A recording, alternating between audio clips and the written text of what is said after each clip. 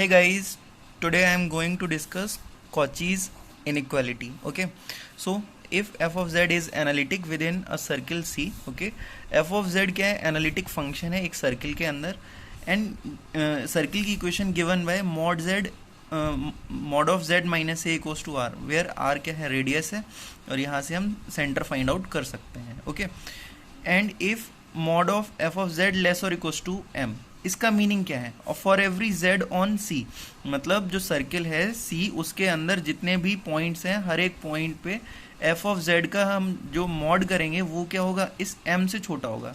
तो इसका मीनिंग क्या है, इसका मीनिंग ये है कि जो f ऑफ z आपका एनालिटिक फंक्शन है वो इस c सर्किल के अंदर बाउंडेड है. ये बाउंडेड होने की कंडीशन है. ओके, देन तो कॉचीज इनइक्वालिटी क्या कहती है कि nth डेरिवेटिव a पॉइंट पर फंक्शन का nth डेरिवेटिव a पॉइंट पे, और उसका जब हम मॉड करेंगे वो क्या होता है, लेस और equals to capital M. M क्या है, ये बाउंड है इसका, है ना, capital M into under root N. अब सॉरी अंडर रूट नहीं, ये फैक्टोरियल n. ओके, अब n क्या है यहाँ पे, जितने टाइम आप डेरिवेटिव कर रहे हो, अगर 2 टाइम डेरिवेटिव करेंगे तो फैक्टोरियल 2 आ जाएगा upon r to the power n. अब अगेन कैपिटल R क्या है, कैपिटल R है उस सर्किल की रेडियस, और n क्या है, n है नंबर ऑफ डेरिवेटिव, कितने टाइम्स आप इसको डिफरेंशिएट कर रहे हैं. ठीक है, तो इसको हम प्रूव करेंगे, काफ़ी इंपॉर्टेंट इनइक्वालिटी है. Now we know that if a function f of z is analytic within and on a closed contour c. देखो हम लोगों ने कॉचीज इंटीग्रल फार्मूला पढ़ा था, फिर उसके बाद हायर डेरिवेटिव के लिए कॉचीज फार्मूला पढ़ा था हमने. ठीक है, तो उसमें हमने क्या पढ़ा था कि ए पॉइंट पे जो एनालिटिक फंक्शन का nth डेरिवेटिव होता है, ठीक है, वो कितना होता है, factorial n upon 2 pi I F of z upon z minus A to the power n plus 1 D Z. और ये सी कंटूर के अलॉन्ग. अब कंटूर आपका देखो इस केस में क्या है, सर्किल कंटूर है यहाँ पे. ठीक है, तो ये हर टाइप के कर्व क्लोज कंटूर के लिए ये फॉर्मूला एप्लीकेबल होता है, तो फिर इस सर्किल के लिए भी ये एप्लीकेबल होगा. ठीक है, ये वाला फॉर्मूला मैंने सेकेंड लास्ट वीडियो में डिस्कस किया था, आप वहाँ पे इसको देख सकते हैं.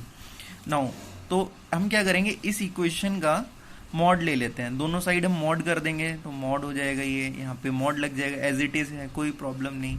अगले स्टेप में क्या होगा, देखो जब मॉड आपका मॉड और ये इंटीग्रेशन का जो साइन होता है ये इंटरचेंजेबल होते हैं, बट लेस और इक्वल्स टू का साइन इंट्रोड्यूस हो जाता है. तो जब मॉड आपका अंदर जाएगा कोई दिक्कत नहीं, मॉड आपका इधर अंदर चले जाएगा, इंटीग्रेशन बाहर आ जाएगा, बट साइन लेस और इक्वल्स टू का इंट्रोड्यूस हो जाएगा. नाउ अब ये क्वांटिटी मॉड के बाहर आएगी तो फैक्टोरियल n क्या होता है, पॉजिटिव होता है, तो पॉजिटिव क्वांटिटी का मॉड तो उतना ही रहता है. ऐसे ही 2 पाई क्या है, पॉजिटिव क्वांटिटी है तो उसका भी मॉड उतना ही रहेगा. बट आई क्या है, आई आपका क्या है, कॉम्प्लेक्स नंबर है, तो इसका मॉड हो जाएगा. इंटीग्रेशन, अब मॉड आपका डिस्ट्रीब्यूटिव भी होता है, मल्टीप्लिकेशन में भी और डिवाइड में भी, तो यहाँ पे इसका एफ ऑफ जेड का मॉड हो जाएगा, डी जेड का मॉड हो जाएगा, और नीचे किसका हो जाएगा, जेड माइनस ए का मॉड, और पावर n प्लस 1. ठीक है, मॉड की प्रॉपर्टीज याद है ना, मॉड मल्टीप्लिकेशन में भी डिस्ट्रीब्यूटिव होता है और किस में होता है, डिवाइड में भी डिस्ट्रीब्यूटिव होता है. ओके, नेक्स्ट स्टेप में फैक्टोरियल n. अच्छा, आई क्या है आपका, आयोटा है, आयोटा का जो मॉड होता है वो कितना होता है, 1 होता है, तो 2 पाई मॉड आई था, मॉड आई की वैल्यू 1. इंटीग्रेशन का साइन, और यहाँ पे था mod of F of Z. Okay, और इसकी जो स्टेटमेंट है उसमें बोला है कि mod of F of Z क्या है, लेस और इक्वल्स टू एम है. तो हम क्या करेंगे, यहाँ पे mod of F of Z को रिप्लेस करेंगे एम से, तो यहाँ पे लेस और इक्वल्स टू का साइन क्या होगा, इंट्रोड्यूस हो जाएगा. ओके, और mod of Z minus A, mod of Z minus A किसके इक्वल है, आर के इक्वल है. तो अगर इसकी n प्लस 1 पावर होगी तो इधर कितना हो जाएगा, r की भी पावर n प्लस 1 हो जाएगा. तो सिंस यहाँ पे n प्लस 1 पावर थी तो यहाँ पे r की पावर n प्लस 1 हो गया, इसको हमने रिप्लेस कर दिया m से. ओके, मॉड डी जेड रहेगा ये. यहाँ पे रीजन, इसका रीजन भी लिख दिया है कि मॉड एफ ऑफ जेड क्या है, लेस और इक्वल्स टू m, इसको रिप्लेस किया m से, और लेस और इक्वल्स टू का साइन. तो ये वाला लेस और इक्वल्स टू क्यों आया, क्योंकि मॉड और इंटीग्रेशन के साइन को आपने इंटरचेंज किया, मॉड अंदर गया.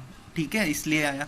ये वाला लेस और इक्वल्स टू का साइन क्यों आया, क्योंकि हमने इस इनइक्वालिटी का यूज किया, किसका, इस वाली इनइक्वालिटी का, तो यहाँ पे लेस और इक्वल्स टू m है. ओके, अब देखो नेक्स्ट लाइन में क्या होगा, ये जो आपका m है ये क्या है, एक फिक्स कांस्टेंट नंबर है, ठीक है ना, ये बाउंड है, ये फिक्स है। ऐसे ही जो आपका रेडियस है ये भी फिक्स है, तो ये दोनों आपके z पे डिपेंड नहीं कर रहे हैं। तो ये m और r⁴n+1, तो ये 2 पाई r⁴n+1 बाहर आ गए इंटीग्रेशन से। और अब इंटीग्रेशन के अंदर कितना बचा है, केवल mod dz बचा है, क्योंकि ये भी इंटीग्रेशन से बाहर आ जाएगा, क्योंकि ये आपका z पे डिपेंड नहीं कर रहा है, ये भी z पे डिपेंड नहीं कर रहा है। ये दोनों देखो m/r⁴n+1 इंटीग्रेशन से बाहर, अंदर कितना बचेगा, mod ऑफ dz बचेगा। और ये सॉरी, ये यहाँ पे लेस और इक्वल नहीं, ये इक्वल का साइन आएगा, क्योंकि ये वाला स्टेप और ये वाला स्टेप इक्वल है, करेक्ट।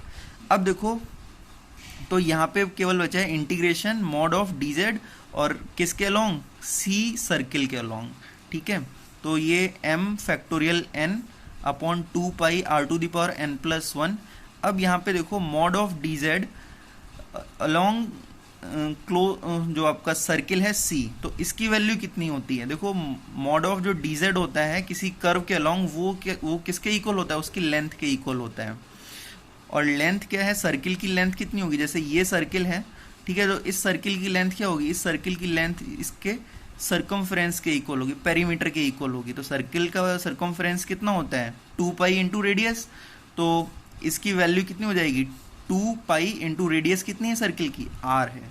तो r से यहाँ पे एक पावर कैंसिल हो जाएगा, तो ऊपर कितना बचेगा, m⁴n, और 2 पाई से 2 पाई कैंसिल हो जाएगा, डिनोमिनेटर में r⁴n।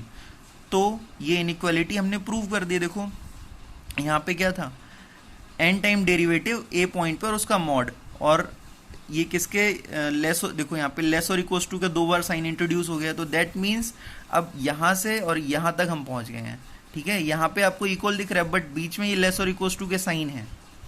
तो पूरी इनइक्वालिटी क्या बनेगी, पूरी इनइक्वालिटी ये बनेगी f nth derivative a point पे और उसका मॉड क्या है, लेस और इक्वल्स टू m⁴n/r⁴n, और यही हमको प्रूव करना था। This is Cauchy's inequality, okay. तो ये था पूरा इसका एक्सप्लेनेशन, ठीक है। Thank you so much.